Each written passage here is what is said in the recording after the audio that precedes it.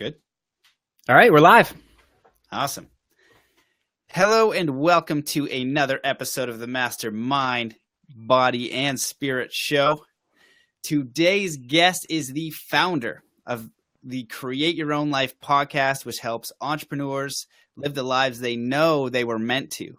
He studied literature at Oxford University, specializes in helping entrepreneurs to tell their story, and was ranked #1 in iTunes New and Noteworthy. It is because of his success in podcasting that he was able to accomplish 10,000 downloads of his podcast in the first month, which, being a podcaster myself, is very impressive. After his success in podcasting, he and Daniel Geffen founded Get Featured to help entrepreneurs get their message out by appearing as guests on podcasts. Welcome to the show, the man, Jeremy Slate. What's up, brother? What's up, man? How's it going? I'm kind of really stoked because you mentioned those 10,000 downloads in the first month, and that's actually part of where you and I connected. I was looking for people to help me review the show on iTunes, and you're like, hey, man, I would love to help you review. Let me be on your show. So then you actually appeared as one of my, I think, under my first 100 episodes of guests. So now I'm stoked to kind of be returning the favor. Yeah, man. Yep, that's what it was. It was LinkedIn, and I looked at your guests and what you were doing, and just even the title of it, Create Your Own Life, which is similar to what I'm doing here. It's just getting people that have something to say, that are doing their best to essentially create their own life, create their own happiness and success, and whatever that means to them. So, it was definitely a pleasure to be on your show, and then to watch all the incredible guests that you've had, and then also watch your growth.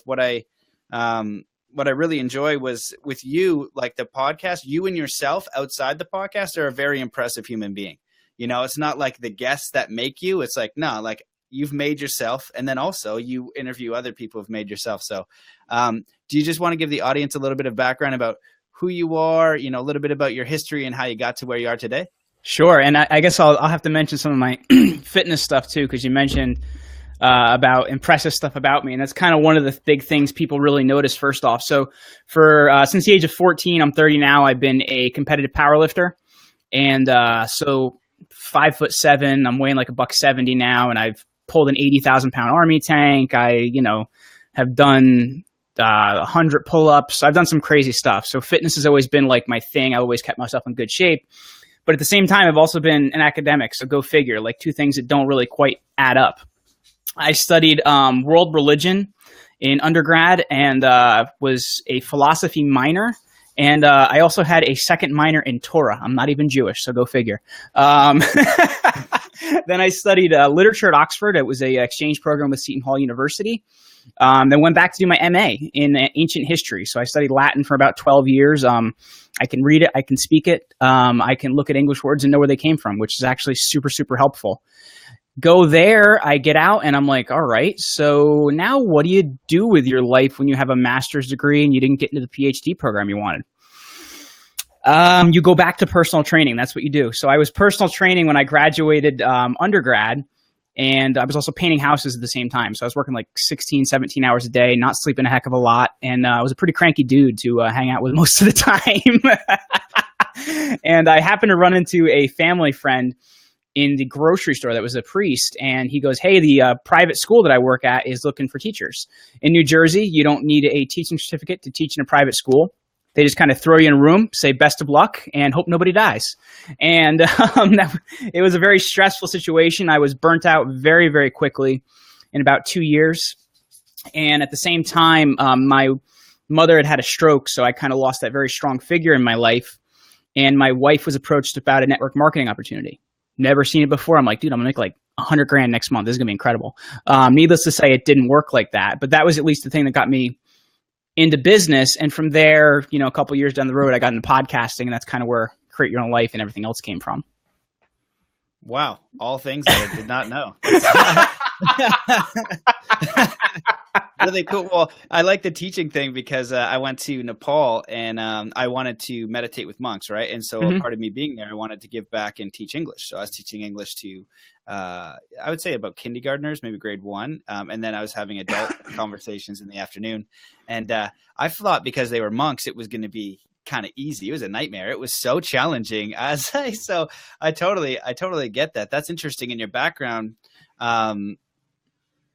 In ancient ancient language, ancient history. So, I guess that's going to lead into my first question, which I didn't expect was, for you studying Latin, and I've, like Terence McKenna and a bunch of people that are really smart when they talk and give lectures, a lot of the time they'll say a word and then they'll give you the origin. And when you understand the origin of the word, you really understand the power of the words. And I'm doing a course right now called Vocabulary. And where this originated for me was with the law of attraction. So the number one reason why people are attracting into their lives what they don't want is they keep talking about what they don't want.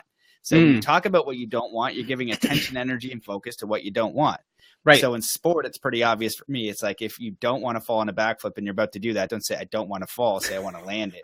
So vocabulary is really amazing at dissecting these words. And at the beginning, abracadabra means with my words I create. And I am a firm believer in the power of words. So to formulate a question here, I'm just curious from looking at the origins of words, what's your perspective on words, the power that they use, if how understanding Latin and their origins is helping you? Well, this isn't really, this is just kind of a side note I'll give you real quick. And it's just something I always find funny to tell people when we talk about word origins. The author Mark Twain, do you know where his name came from? No. Okay, he was born Samuel Clemens, and he used to work on like those steamboats as a kid in Mississippi. And everybody's got a crazy southern accent in that area of the country, so you can't really understand what the heck they're saying. So they had a piece of twine that they would throw over the side of the boat to see how deep it was and to see if they could go further without running aground.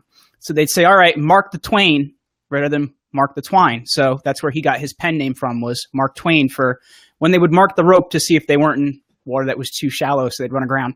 Anyway. That is interesting. That's like next level trivia there. If something ever comes up, I'll tell you what, man. I win Jeopardy in my own home all the time. But it's to tell you, really understanding where words come from. We understand what we're saying, right? Because when you control language, you control like everything that's going on. You control concepts. So here's a great example of that. Have you ever read the Orwell book 1984? Yep. The way they change and freedom is slavery, all these different things. If you just control language, you control everything. So for me, it's really important to understand language and not lose that, because we have more control over our own lives. We have more control over what's going on. And it's really interesting to me how we can kind of put ourselves in a bad situation because we don't know what people are saying, right? We don't know what they're saying, and we may give the wrong answer when we put ourselves in a bad position because we think we're answering the question that's not being asked. So it's really interesting to me once you know where words really come from. And you said you took a course recently. I just did one in May. I finished a course called Student Hat. And it's basically, you got to think about, like, as a student, there's a certain hat you have to wear, right? There's a certain way you have to know how to study. And it was basically a course all about study. And one of the big things is when you don't know a word and you run into it in reading, you got to go define it, man, because you're going to go blank on the entire page after that and be like, what the heck did I just read?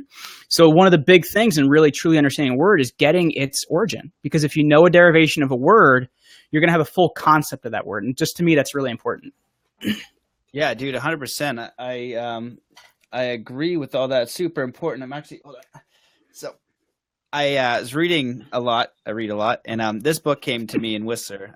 It's The Way of Zen by Alan Watts.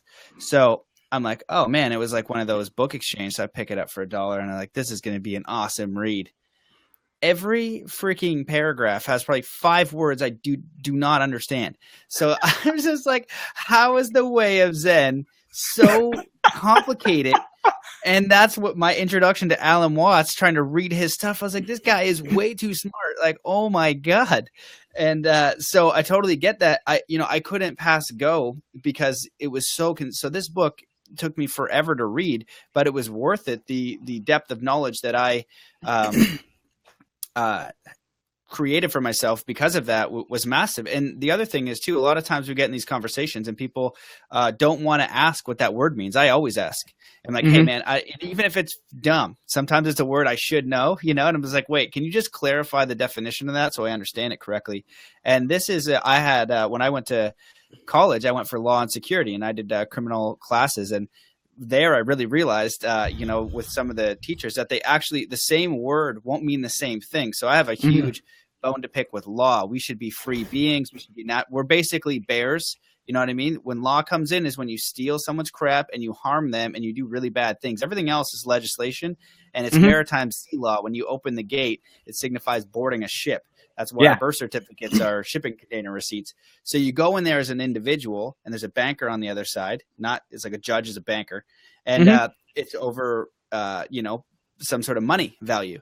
And so they take words and they change the definition. So you as a normal human will think house means this or whatever, and they change it slightly. So understanding and shaping reality is massive. And I've also heard it, to keep going into language, which is interesting, is people who can speak multiple languages. They say sometimes when they speak a language, their actual personality changes because they're expressing their reality through words in a different way. So, really, well, here's the thing I'll say to that, Matt, is I think that if you really looked at it, the prime factor in all stupidity is the misunderstood word. It's kind of the thing underlying it, right? If you look at any time you've ever made a bad decision, there was either two things happening. One, you were just stressed because that happens. The other thing is you may not have understood all of the words that was being used in something. So you didn't make the best decision because you thought you had all the data, but you didn't. So if you really looked at it, just defining what we're doing, we think better. We make better decisions. We're not being stupid because we know what things mean. And it's as simple as pulling out a dictionary, defining the correct uses of that word and use it in a sentence a couple times so you got it. And I think that's what it really comes down to, because here's a great example of that. How many subjects have you dropped studying because you didn't understand a word? How many times have you done that? I had a class in college. I love medieval history, first of all, I'll say. I had a class in college. It was one of my first medieval history classes I took. And the first thing they did is they're like, all right, here's a book. It's 400 pages. It's Monday. Have it read by Friday. The title of the book was called The Voices of Morbath. I freaked out because I'm like, what the heck is Morbath? And I just dropped the class.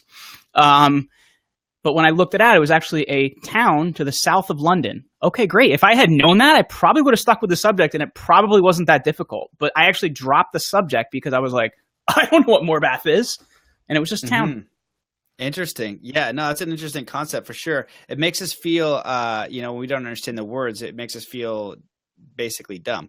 Yeah. And then, you feel, and we have this kind of thing where if we don't understand something, we don't want to expose our ignorance, because you don't want people to think you're dumb. You don't want to outside, you can feel dumb in yourself, but you don't want someone else to confirm your stupidity. Exactly. So just have humility, it's okay with where you are, and just, move forward. Interesting, man. I didn't expect that start, but I love it because I'm a firm believer in language and how you use it. And so just to go one step further, to keep going on these concepts, monitor your internal dialogue, what you tell yourself, what you're saying to yourself. Are you saying you're a piece of crap? Are you saying that you can do it, or whatever the case is? Because whatever that internal dialogue is going to shape your external reality.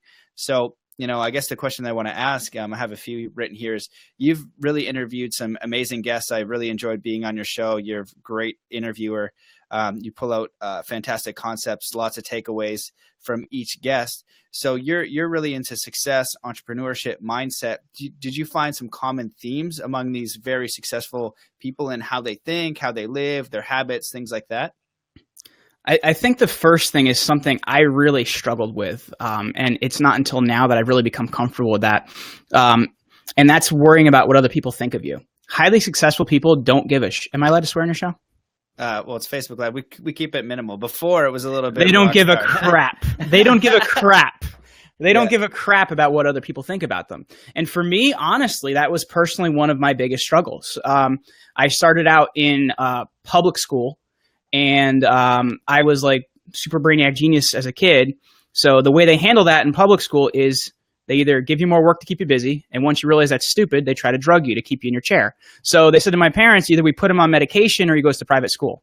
So my parents then put me in private school because they don't believe in medicating a kid.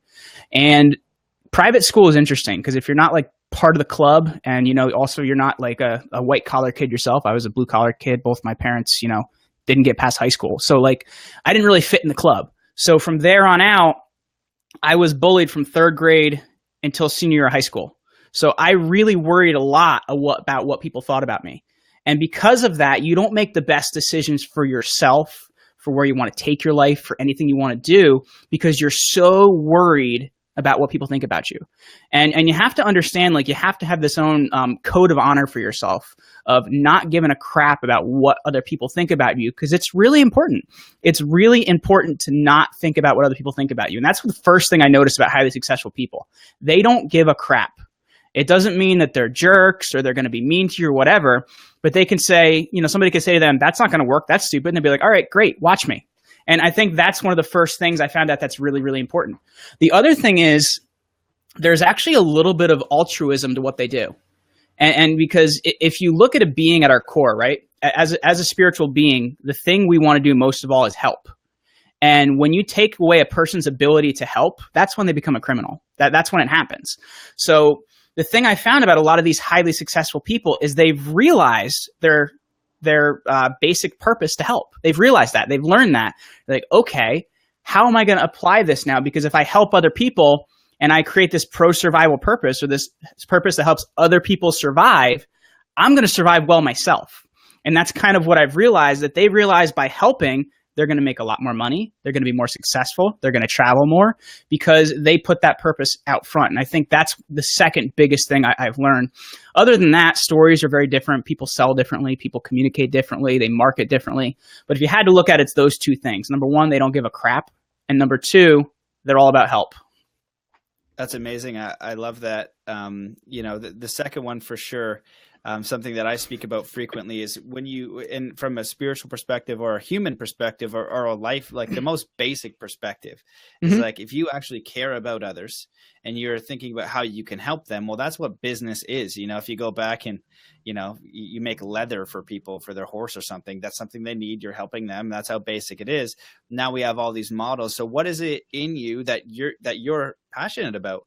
When I was a professional snowboard coach, I was passionate about snowboarding, and I could help you get better at snowboarding.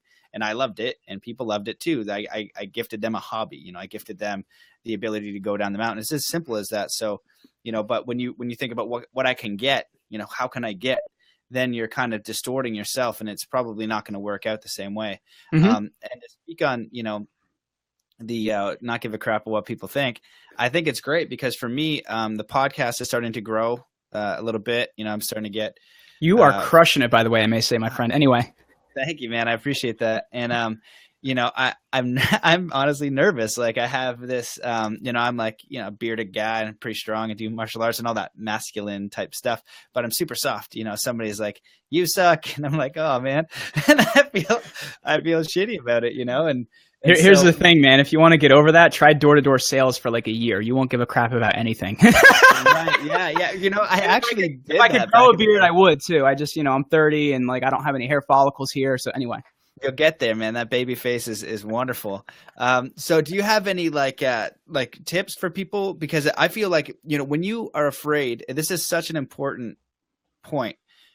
We are afraid of what people think, and even in our friends, and that can be the worst one, our friends or family, coworkers, like say you're doing a job and you're like, I'm going to do this business or something. And everyone around you is probably going to be skeptical because they want you to survive. And also by you breaking the mold, they're like, oh crap, now I just saw it in my reality.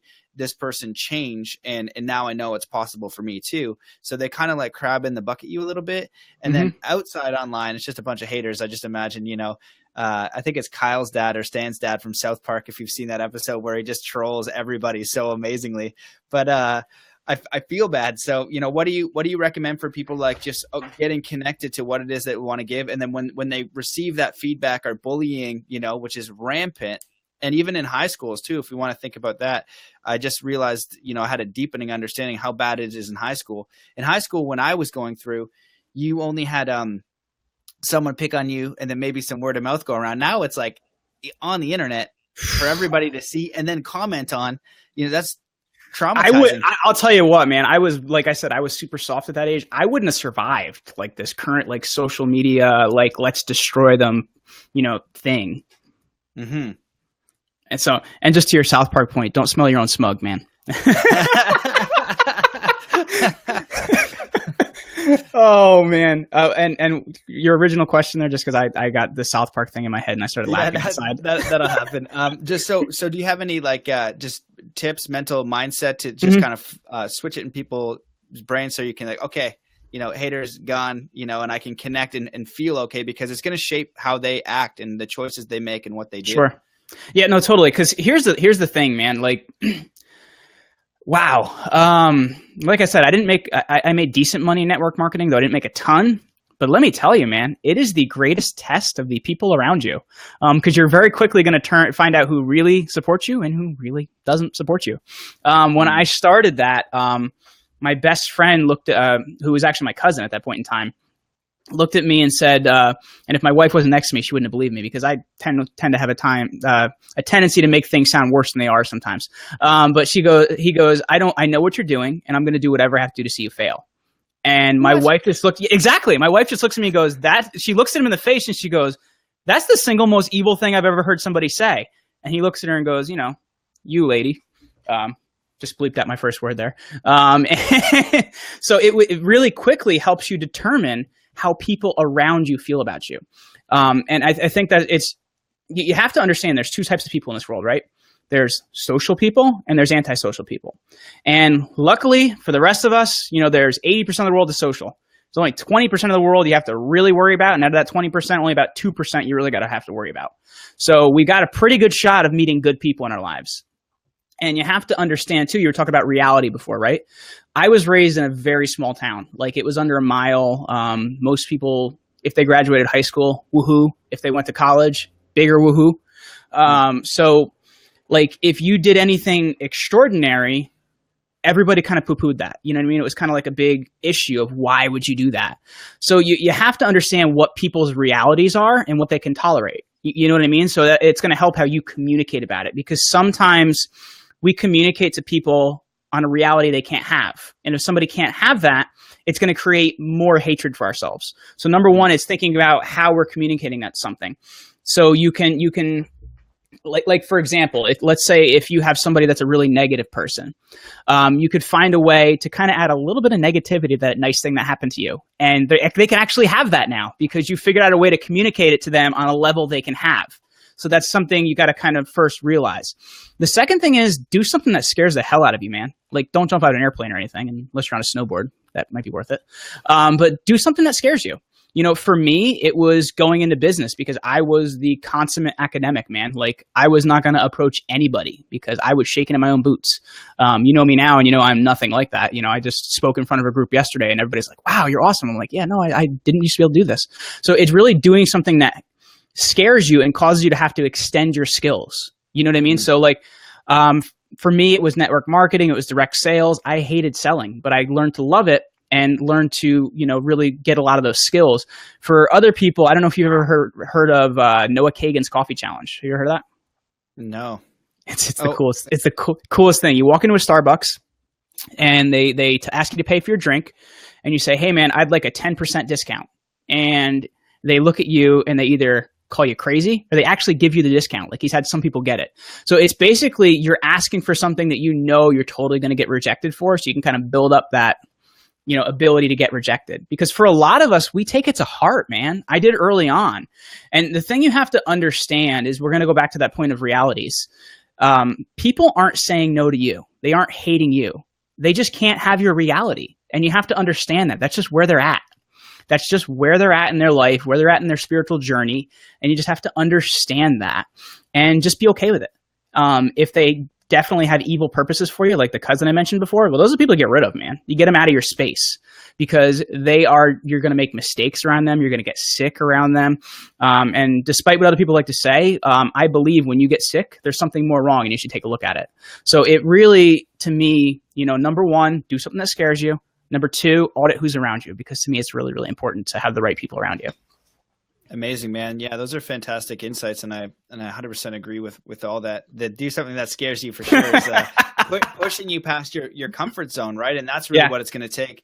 And when you're speaking about, the people around you, I've heard it said something along the lines that people can only grasp 2 levels like beyond their way of thinking. Like, other than that, it's way beyond. And that's something that, for me, really wanting to go into the weirdness way, way, way beyond, I'm as out there as I could possibly get, Hey, me too. Yeah, so some people just have the blank face. But if you can draw them down the line, I studied hypnosis as well. And hypnosis is simply just meeting people where they're at so you can make sense, and then starting to draw that reality. And when you use it to someone's benefit, it's saying, hey, this is your current job and whatever the case is, what I mean, blah, blah, blah, you relate. And then you're like, what if you had this idea? And then you start to paint the picture of getting an idea, starting slowly, creating the business, having some initial success, a little bit of struggle, then success in the future. And you start to map out a whole different reality by taking them from where they are.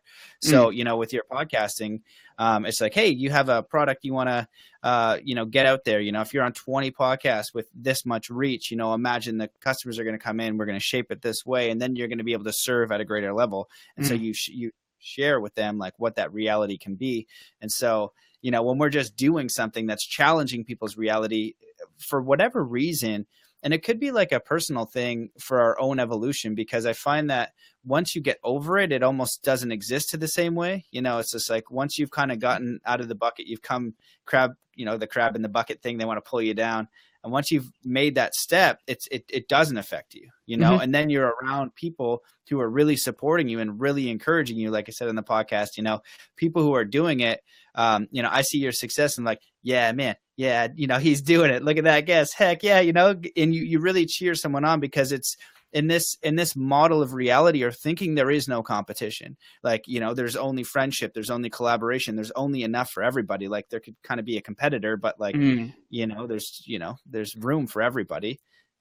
Well, as an individual, Matt, you're going to make your biggest growth when you can switch over from being primarily self-determined to being pan-determined. And what I mean by that is being able to have a determinism for a whole group, or, maybe a whole species in this case, if you're a really big person. But, if you want to see the podcasting space do really well, because then you do well, and I do well, and John Lee Dumas does well, and all these other people do well, that's pan-determinism. And to be able to have that and be okay with that, that's when you're going to see your most and highest level of success, is when you can be pan-determined. Because when you start thinking in competition, you create a lot more problems for yourself that aren't really going to help you. And you'll find that you'll get so much more out of life if you flow admiration than if you flow anything else at it.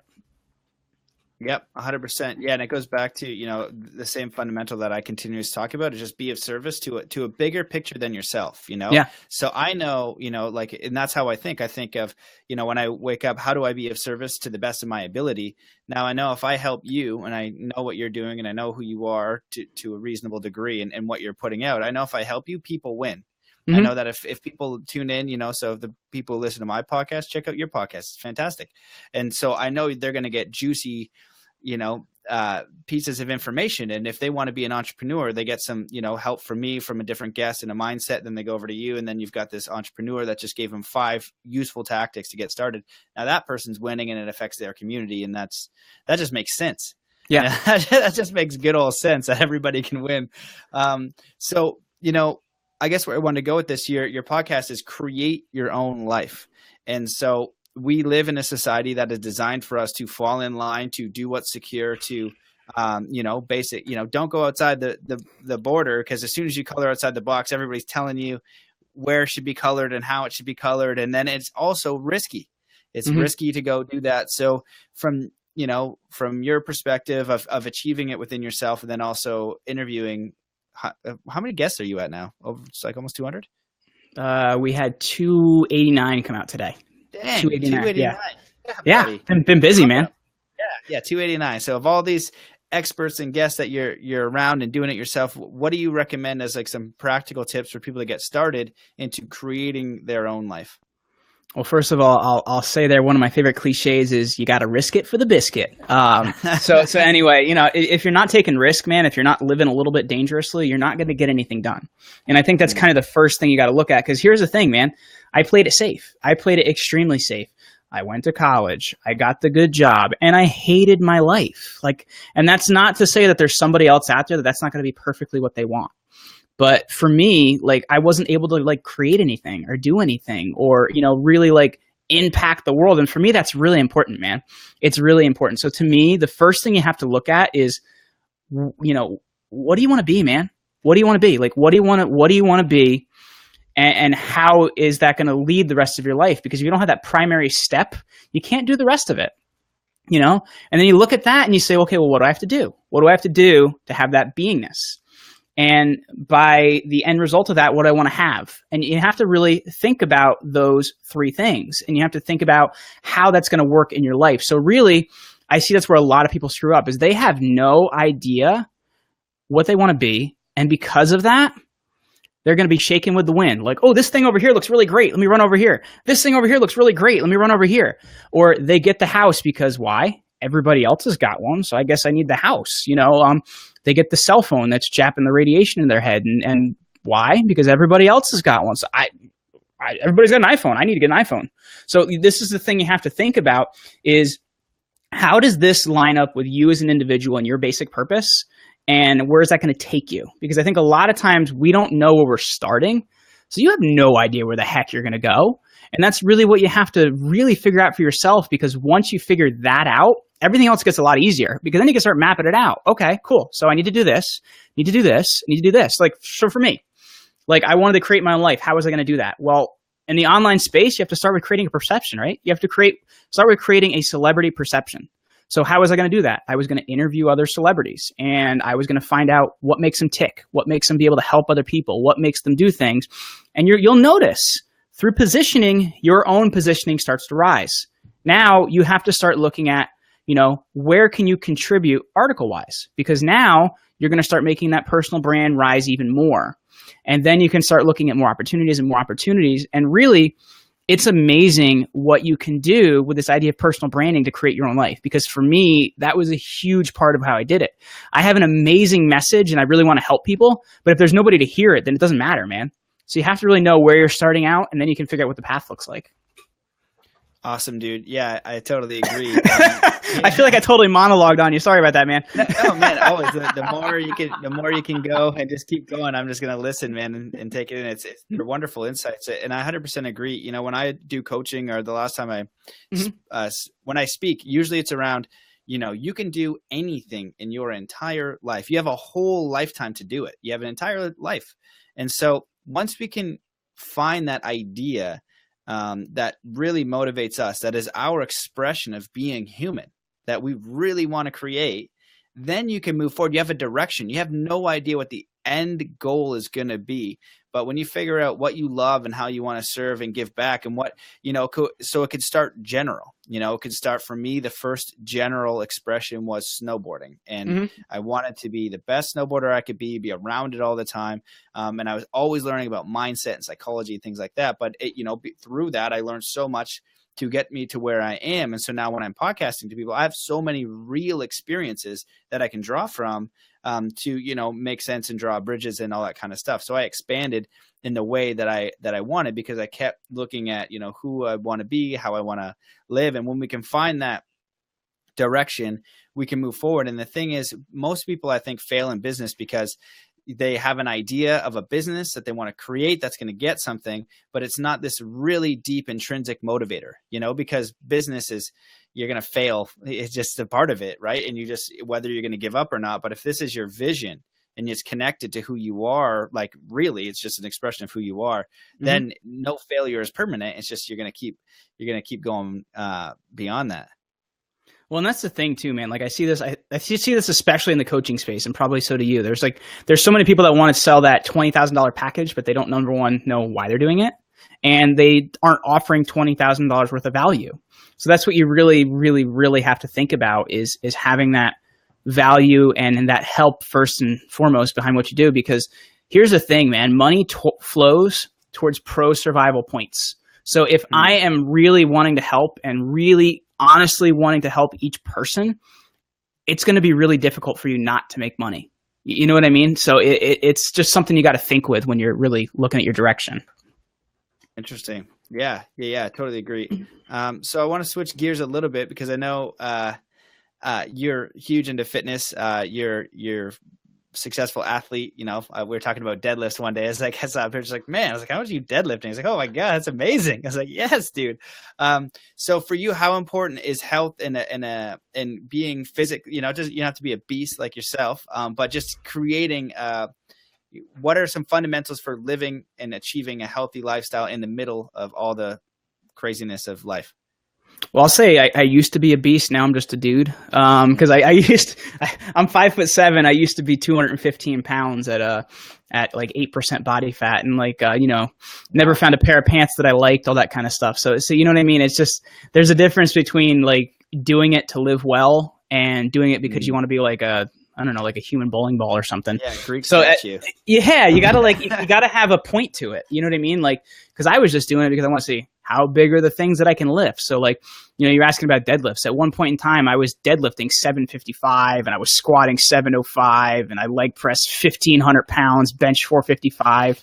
But what are you going to do with that? And number two, how long can your body do that for before you have no arms, your legs are shot. So you kind of got to realize, first of all, why are you doing it? And for me, there's kind of two things to that. Number one, it helps me get through my day better. Like, I have a better day because I feel better. And number two is kind of longevity. If you take care of yourself, you're going to be able to do this a lot longer and have fun a lot longer. You don't want to be 50 years old being like, oh, my back and my knees. And, I remember when I used to be able to walk, it was great. So it's kind of like you really have to take care of yourself. And for me, that's my primary thing I do every day. I'm big into the idea of cold showers. I don't know if you're somebody that does that too. Yeah. But I do a 3 to 5 minute cold shower every morning. And it really helps to put me in the right place of, after my workout, getting all that swelling out of my body, speeding up my metabolism a little bit. And so if I'm taking care of myself, I can go a lot longer and a lot harder than a lot of people. And that's why I have days that go a lot longer than a lot of people, because I just take better care of myself. And because you have to think about, as a business person or whatever it is you may be, treat your body like an athlete. You know what I mean? And you're going to perform better. I'm on a weird diet. I do the slow carb diet from the 4 Hour Body book for a few years now, where 6 days a week, I do under 100 grams of carbs. And 7th day, I eat everything that walks or doesn't. So it's really about handling your body first so that you can, be better for those around you and perform better. Yeah, man, I 100% agree with that too, because it's really comes down to energy. If you have more energy and then it's focus, when you're feeling lethargic and tired, you cannot concentrate to the same ability of being really focused. And, I 100% agree with the mindset of an athlete. And that's why for me, like, Zen athlete is for everybody, because these concepts are just what it takes to be a great athlete. Cause that's a higher goal than just, maybe you run of the mill, you have a goal to achieve. But all of those concepts of taking care of your body, mindset, all of those things transfer into everything. And the more energy you have, the more you feel better about yourself. So many people sacrifice their bodies. There's a quote by, I don't know who it is. Maybe it's the Dalai Lama, but something like, we sacrifice our bodies and our health and everything for money. It's like, it doesn't make any sense. Do you know what quote I'm talking about? No, it's just every time I hear Dalai Lama, I think of stupid Peter Griffin going, "Hey, Dalai Lama." I'm sorry. Yeah. No, that's all right, man. Yeah, I can't remember what the quote is, but it's essentially we're not taking care of our bodies, and it's our temple, man. And I feel so strongly about that fundamental piece, and then moving forward, getting really, really basic, because if you don't have your health, you don't have anything else. And there's different ways for us to do that. And I think that diet's super important for people to discover that. I have a lot more friends going vegetarian and vegan, and you don't have to do that. Just look into food. And when you do, it's like, oh God, everything is frightening for a bit. And then you learn how to eat. But then you educate yourself and you start to limit those things. So some people eat McDonald's 4 or 5 times a week. Probably shouldn't do that. You just start with where you are, and then, then you buy meat that's like genetically, just the normal crap meat. And it's like probably not great for you to eat too much. But what I found is the people who do plant-based diets, they change the way they think. Food and is energy, and our body is digesting it. So just have a look into food, and then have some sort of physical practice, and have that physical practice something you enjoy, so you can do over a long period of time. So for me, I was beast mode 2 years ago as well, because I saw those pictures, man. You were ripped as hell. Yeah, thanks, man. Yeah, I just wanted to see how strong I could get, because I never deadlifted. So now it's in my workout, but I want to be, have a longevity as well. What's going to be sustainable. And I like skateboarding and snowboarding, so if it can help there, just finding your own personal balance. So it's simple stuff, but really, really important. So for you, being in the business space, the entrepreneur space, do you have any tips for somebody who wants to be entrepreneurial and or has a business going, like some tips to help them either like around their mindset and how they think about it, or some practical tools to say, hey, I don't know, here are some practical things that you can do to get a little bit of traction, to see some light at the end of the tunnel? Well, I'll say first of all, just to touch on the diet thing real quick, I have eaten a lot less pork since I got a pet pig. That's the one thing I will say. You have a pet pig? I have a pet pig. His name is Remington the pig, and he does not appreciate us having bacon in the house. So if you want to change your diet, just get that animal as a pet, and it may affect your diet. I don't know. I just call it conscious consumption. I'm just aware when I'm killing an animal, so I think of it as like Native American, like America more just they were here first, but they shoot it and they're like, thank you, man. Just thank you. I'm aware, I say, if you want to have a hamburger, be aware it's a cow. And then, maybe you don't need a triple hamburger, 20 pieces of bacon. You're just kind of being an a-hole, and just look at, all the animals, just be conscious of what you're doing and then make your choice. That's kind of how I see it. Oh, for me, it's more like he's judging me. Okay. I shouldn't do that. Well, here's tips for business.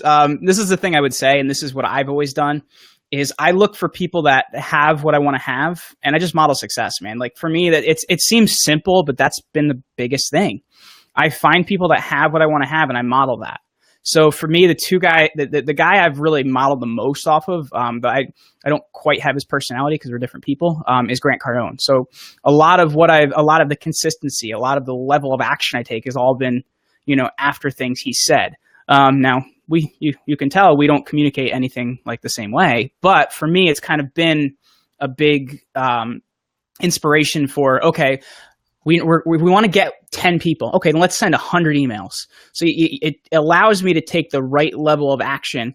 And I think that's one of the biggest things people don't realize when they go into business. Like, to get what you want, Matt, it's going to take a lot more work than you ever think it's going to take. Yeah. And I think that is the biggest thing you're going to learn right off the bat. And I think a lot of people are like, all right, open to business. Where's the Lambos? Thanks Ty Lopez for making us think that way. But yeah. You have to understand it's going to take a lot more work than it's going to take, and you have to be willing to stick it out. So for me, the advice I usually give to people is, if you're starting a new business, have an income source, have something so that you make better decisions. Because a lot of times we make really crappy decisions when we're worried about paying the bills next week. Have some source of income so you can create something. And once you've matched your income or you're close enough, then you can jump into it, because you're going to make better decisions when you're not thinking in now, and you're actually able to think in the future. Because when our attention's too stuck here, or it's stuck in the past, we make really bad decisions. So you really need to be able to have clarity to look into the future. And when you're trying to like survive for this week, you can't do that. So that's one of the biggest things I also tell people. So number one, I have to say it's going to take more time and more effort than you ever realize it's going to. And number two, I would say have some source of income to start out with so you make better decisions. Man, yeah, that's really excellent advice, especially the part of the work. People have this idea, what is it? There's another quote for entrepreneurs, like working 10 years like most people won't, so you can live the rest of your life like most people can't. And it's nonstop work. And this is where I think that it goes back to the original point that you were saying, and I was kind of mirroring, was getting really clear on what it is that you want to create, so that all of that is just noise. Like, you're going to move forward no matter what. So even if in the middle of it you take a part-time job or whatever the case is, you're moving towards that goal, because all of these blocks are going to come, and it's challenging, man. And so when you have that motivation, if you know that this is what you want to create, that you want to bring forth, then you're just problem solving, one step after another. But when we don't have that strong enough vision for ourselves, then there's going to be something along the line that cracks it. So we can just get more aligned with what we want to give it, right? So some people's life will explode, so they can start from zero. They have no attachment. It's like, what do you want to build? What do you want to grow? What are you passionate about? And then move forward. So kind of along the same lines with Grant Cardone, like, when you're talking about modeling success, that's essentially what NLP is, neuro linguistic programming. It's taking, that's actually to what what is that book? Geez, I'm blanking on it. He basically interviewed this crap. It's Think and Grow Rich. That's the one. Nice, psychic powers. Right? He said he interviewed. I was kind of like, oh, okay, I know where this is going. Yeah, right. So he was just like getting the mindset around those people. But I can't even remember where I was going with this. Oh yeah. So when we're looking at experts modeling them, that's what he did. He modeled them. He figured out how they thought. NLP is the same. Like if I want to be a great snowboarder, I could look at the best snowboarders. How do they think? What do they say? And what are their habits? The programming. What are their habits? So for you, who do you like follow that really keeps you motivated? Because it gets into like mental nutriments. You know, if we're going home and we're turning on the TV and getting whatever nonsense, but if we're filling our mind up with experts and real knowledge and inspirational people, we're going to now think differently, act differently, create our lives differently. So for you, where do you get those resources and who do you look up to? I'm going to throw you a little bit of a curveball here, but when you know my background, it's going to make sense.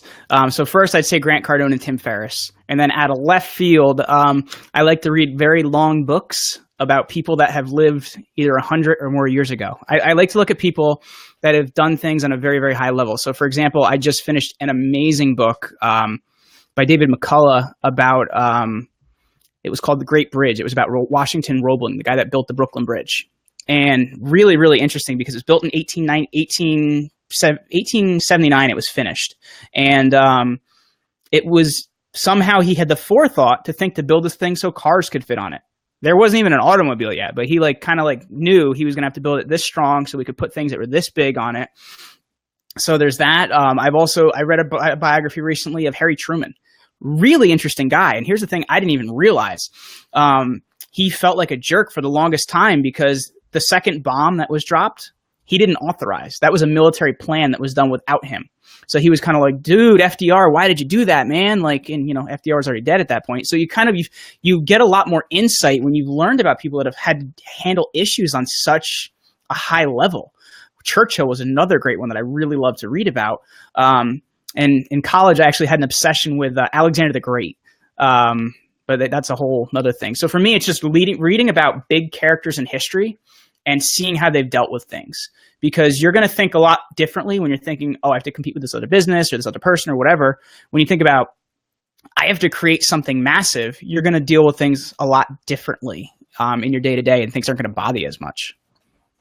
Right. Interesting. Yeah, I love that. Well, I think that just seeing the realness in people's lives, of these great characters, for me, it was Bruce Lee, one of my main inspirations. And just when you know about him as a human being, most people see greatest martial artist, this amazing stuff, but when you know them, it becomes very real, and then you're like, oh, wow, it humanizes them. And then it also shows you that, you have these abilities and you can kind of take those character traits and move forward. Really interesting. So, okay. So with your podcast and with what you're doing, what are you excited about creating at this point? Like what's your vision? Where are you going? What would you like to see in your life? And then furthermore, what would you like to see at the world at large? What would you like to kind of shift and create within yourself? What would you like to see more of in the world in general? Well, I'm really excited what we're doing over at Get Featured to help people, build their awareness by getting on podcasts and help them grow their audience. But also the future for Create Your Own Life is the middle of next month, we're going to be rolling out personal brand consulting because it's something I've had people asking me for years, and I just didn't feel like I had enough of it figured out. But at this point in time, I've kind of been doing it so long. I just got verified on Twitter a couple weeks ago, so I've kind of realized you're officially famous. Yeah, I'm social famous if that really matters. I think my dog celebrated, but I've really kind of learned what building a personal brand is like and what it can do for you. So that's going to be rolling out, next month sometime. So I'm really excited for that. In terms of the world, man, one of my biggest passions is, like I said, I went to private school, and in that school, we lost a lot of kids to drug abuse. Heroin in New Jersey, I don't know if you know this, is rampant. It's bad because we get a lot of it. There's this highway in New Jersey called Route 23, and they call it the Heroin Highway. And it's where it all comes up into right in the area where I grew up. So for me, really handling drug abuse and drug overdoses is a big issue for me. So that's kind of my wider mission. And I want to be able to spend more time on that. Wow. I did not know that. It's pretty intense, what is actually happening with our youth. And that's, again, kind of for me with the Zen athlete thing is not that I don't care about as adults, they're fine.